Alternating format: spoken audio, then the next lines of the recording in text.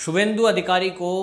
विपक्ष का नेता बना दिया गया है और इससे आपको बताएं कि पूरी कांग्रेस को और जो भी इस तरह के नेता हैं जो भारतीय जनता पार्टी ज्वाइन करते हैं किसी और पार्टी छोड़कर, उनके लिए भी एक सीख है कि अब भारतीय जनता पार्टी ने अपना ट्रेंड चेंज किया है। और ये ट्रेंड वो है कि जिसमें लोग ये कहते थे कि भारतीय जनता पार्टी में जो बड़ी पोस्टें हैं उस पर वो अपने ही लोगों को रखते हैं, और कई लोग तो ये कहते हैं कि ये मुख्यमंत्री हो या विपक्ष का नेता हो या मंत्रालय हो, वो केवल उन लोगों को दिया जाता है जो आरएसएस से जुड़े हुए हों। लेकिन अब मोदी जी के नेतृत्व में आप देख रहे हैं कि जब से अमित शाह और मोदी जी ने अब जो ट्रेंड को चेंज किया है, उस ट्रेंड को चेंज करने में आसाम और पश्चिम बंगाल दोनों में ये प्रयोग किया गया है। अब आप जहाँ तक पश्चिम बंगाल की बात है, जिस तरह से शुभेंदु अधिकारी को लेकर प्रोजेक्ट किया गया था और एक तरह से अनकहे वो सीएम का चेहरा भी थे, और जो उन्होंने परफॉर्म किया भी पश्चिम बंगाल में, ज़्यादातर ममता बनर्जी के जो बूथ कैप्चरिंग को रोकने की जो हिमाकत की और जो उनके गुंडागर्दी थे, वो सारे जो फंडे हैं शुभेंदु अधिकारी उसे अच्छे से जानते हैं, क्योंकि ममता बनर्जी के साथ वो मंत्रालय में शामिल रहे। और इसलिए शुभेंदु अधिकारी ममता बनर्जी से अलग होकर अगर बीजेपी में ज्वाइन किए थे तो कुछ लोग कह रहे थे कि भारतीय जनता पार्टी का मुख्यमंत्री तो अपना ही होगा, शुभेंदु अधिकारी को आगे ले जा रहे हैं। लेकिन देखना एंड टाइम पे ये मुख्यमंत्री बनने की नौबत अगर आई, सत्ता इनकी बीजेपी वालों की आई, तो आगे अपने लोगों को ही बढ़ाते हैं या आरएसएस बेस्ड जो लोग हैं उन्हीं को आगे बढ़ाते हैं। लेकिन आपको बताऊं, पश्चिम बंगाल में शुभेंदु अधिकारी को विपक्ष का नेता बनाकर भारतीय जनता पार्टी और संघ ने एक तरह से पूरे देश को ये मैसेज दिया है कि भारतीय जनता पार्टी इस समय अपनी राजनीति में चेंज कर रही है। और ये चेंज इसलिए है क्योंकि अब जो विपक्ष है उसके अंदर भी एक बड़ा भारी बदलाव है, जैसा हमने ये 5 राज्यों के चुनाव में देखा और इसके पहले भी देखा कि बीजेपी वर्सेस ऑल हो जाता है। माने एक दूसरे के धुर विरोधी रहे हुए कम्युनिस्ट और कांग्रेस वो मित्र बन जाते हैं। उनकी कोई भावना, कोई विचारधारा कुछ नहीं है, केवल एक विचारधारा है कि हम सब मिलकर भारतीय जनता पार्टी को कैसे सत्ता प्राप्त करने से रोकें। अब ऐसे में भारतीय जनता पार्टी अगर अपनी पुरानी विचारधारा के अनुसार ही चलती रहेगी तो उसको लग गया है कि इन दुश्मनों से पार पाना मुश्किल है। और जिस तरह पश्चिम बंगाल का कल्चर रहा है कि वहां नक्सली केवल टीएमसी का चेहरा ओढ़ लिए हैं, नक्सली ही कांग्रेसी बन गए हैं या कांग्रेसी नक्सली बन गए, नक्सली थे पहले वो। अब जिस तरह से रिपोर्ट आई थी, मैंने एक अखबार के जाने माने पत्रकार जो थे उनसे के मुंह से सुना है, उन्होंने ऑन एयर कहा, टीवी पे डिबेट में कहा कि जो ये कांग्रेस के बड़े नेता हैं और विपक्ष के बड़े नेता हैं वो पश्चिम बंगाल के अंदर वो पहले नक्सली थे और अब बाद में जो है वो आकर के कांग्रेस में शामिल हो गए। तो जो नक्सली हैं वो अपना खेला होबे वाला नारा या खेला करने की जो आदत है उनकी, वो उसको छोड़ेंगे कैसे। और इसलिए उनको अपने उस बमबाजी पे, अपनी गुंडागर्दी पे, बूथ कैप्चरिंग पे भरोसा है कि हम तो जीत ही जाएंगे। नतीजा सामने है, पश्चिम बंगाल का चुनाव जिस शिद्दत के साथ बीजेपी ने लड़ा, पूरी ताकत झोंकी, इसमें नो डाउट सारी टीम लड़ी। और ये इस तरह से पहला चुनाव नहीं है, जो भी चुनाव आता है भारतीय जनता पार्टी उसे पूरी ताकत से लड़ती है। हमने देखा ग्राम सभा के चुनाव हो चाहे नगर निगम के चुनाव हो, बीजेपी के लिए हर चुनाव एक युद्ध है।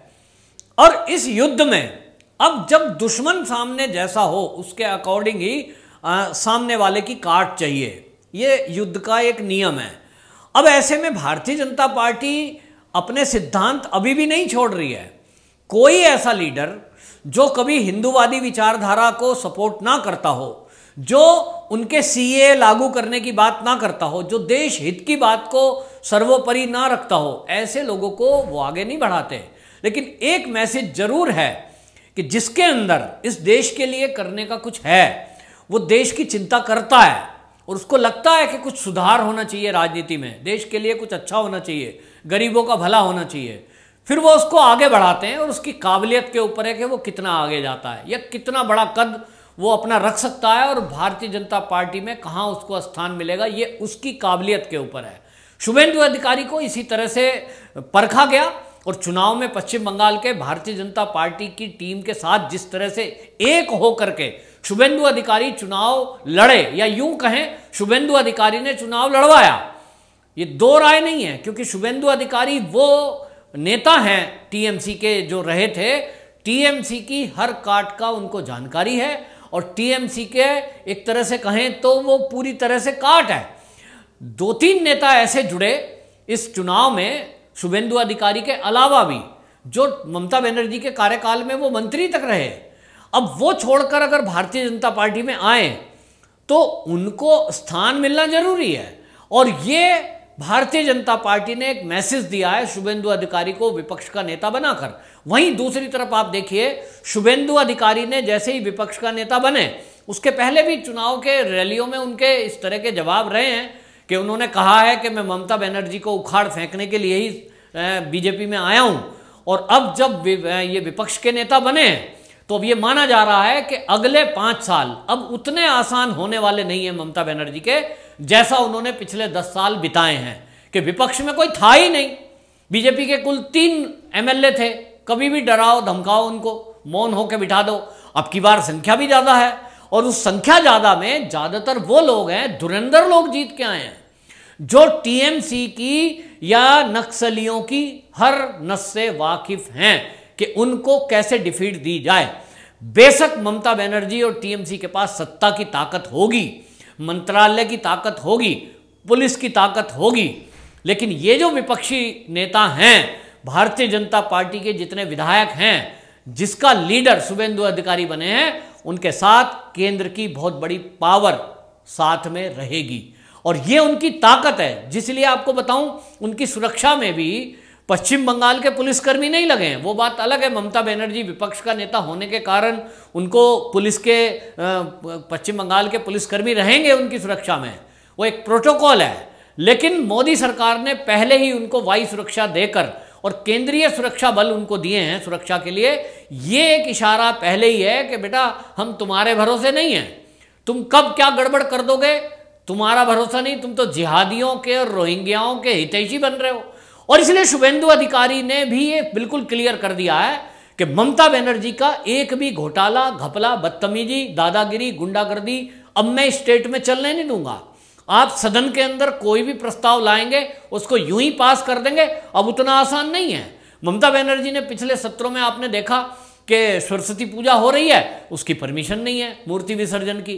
ताजिए निकल रहे हैं, उसकी परमिशन हो रही है, मस्जिदों को पैसा दिया जा रहा है, मदरसों को मदद की जा रही है सरकारी। अब ये ना चोलबे, ये सीधा सीधा शुभेंदु अधिकारी ने पहले ही वक्तव्य में बोल दिया। और ममता बनर्जी के लिए ये अगला 5 साल कठिनाई से भरा होना है। वहीं आपको एक बहुत अंदर की बात बता दूं कि जिस तरह से ममता बनर्जी के शपथ ग्रहण के थोड़े देर पहले से लेकर और अब तक पश्चिम बंगाल में जो हिंसा हो रही है, जो टीएमसी के कार्यकर्ता हैं वो बिल्कुल ऐसे हो गए हैं कि उनको लगता है सत्ता हमारी, अब हम कुछ भी करें, और पुलिस कुछ करती भी नहीं है। जो हिंसा हुई है, जो महिलाओं के साथ बदतमीजियां हुई हैं, जिस तरह से हौसले टीएमसी के गुंडों के बढ़े हैं, वो अगर इस तरह की बदतमीजी करते रहेंगे, हिंदुओं का अपमान करते रहेंगे, हिंदू मंदिरों का विध्वंस करते रहेंगे, महिलाओं के साथ बलात्कार यदि होते रहे और इस हिंसा पे कंट्रोल नहीं किया ममता बनर्जी ने, तो आपको बता दूं कि ममता बनर्जी के साथ इसी तरह शुभेंदु अधिकारी की तरह सोच रखने वाले जो विधायक हैं, जो चुनकर आए हैं, बेशक ममता बनर्जी उनको मंत्री बना दे, मैं आपको बता दूं ममता बनर्जी के लिए ये खतरे की घंटी है। शुभेंदु अधिकारी ये जब तक है, ये मित्रता रही है, अभी भी मित्रता है, और ये कांटेक्ट में है लगातार। आपको बता रहा हूं, जिस दिन भी ममता बनर्जी ने कुछ ऐसा किया कि वो जिहादियों को सपोर्ट कर रही है खुलकर, वो रोहिंग्याओं को सपोर्ट कर रही है खुलकर, और या वो बांग्लादेशी घुसपैठियों को अंधा होकर उन पर उनकी मदद कर रही है, ऐसे में सत्ता का पलट भी हो सकता है। क्योंकि आपको बताएं, ममता बनर्जी जब हमने देखा था सीए को लेकर, जैसे ही केंद्र ने ये कानून बनाया था, ममता बनर्जी एकदम उतर करके खुलेआम एक घुसपैठियों के साथ खड़ी हो गई थी। मैं यहां सीए लागू नहीं होने दूंगी, मैं ऐसा नहीं करने दूंगी, मैं सेना को नहीं आने दूंगी, मैं सीबीआई को नहीं आने दूंगी। जिस तरह से केंद्र के साथ व्यवहार और टकराव ममता बनर्जी ने किया, इसके बाद अब शुभेंदु अधिकारी के आने के बाद तो यह तय हो गया कि अब ममता बनर्जी की वो राह खुली नहीं रहेगी। अब अंकुश लगाने वाला एक बड़ा लीडर, बड़ा चेहरा, मजबूत दमदार लीडर शुभेंदु अधिकारी के रूप में ममता बनर्जी के सामने सदैव खड़ा दिखाई देगा। और इसलिए आपको बता दूं कि मौका मिलते ही ये शुभेंदु अधिकारी है, अगर ममता बनर्जी अपना सीधा सीधा रास्ता नहीं चली और उसने तुष्टीकरण की नीति इस बार भी लागू रखी और घुसपैठियों को, रोहिंग्याओं को फिर से सपोर्ट किया और सीए लागू होगा, आपको बता रहा हूं, कोरोना काल खत्म होते ही ये सीए लागू होगा। एक एक व्यक्ति को चुन चुन कर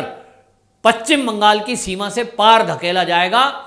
और बांग्लादेशी घुसपैठियों को बांग्लादेश में, रोहिंग्याओं को उनके स्थान पर भेजा जाएगा। इसमें कोई भी रुकावट यदि ममता बनर्जी बनी तो शुभेंदु अधिकारी पूरे दल बल के साथ इस सत्ता को भी उखाड़ फेंकने की ताकत रखते हैं। वो लीडर है। वंदे मातरम।